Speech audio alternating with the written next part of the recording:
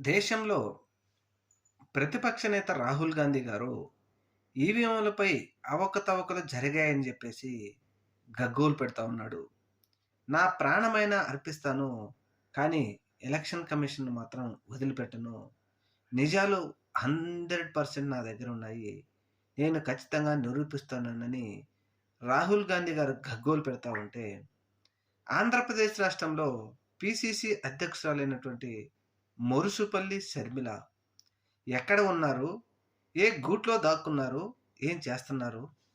కనీసం ఈవీఎంల ట్యాంపరింగ్ జరిగిందని జెప్పేసి మీ అధినేత మాట్లాడుతా ఉంటే, ఒక ప్రెస్ మీట్ గాని, కనీసం ఒక సమాధానం ఒక ట్వీట్ గూడా చేయడం లేదంటే, ఎందుకనో మరి షర్మిల గారు సమాధానం చెప్పాలి.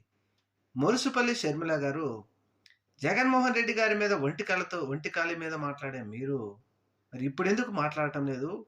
ఎవరు ఆపారు మిమ్మల్ని? సమాధానం మురుసుపల్లి షర్మిల చెప్తే బాగుంటుంది.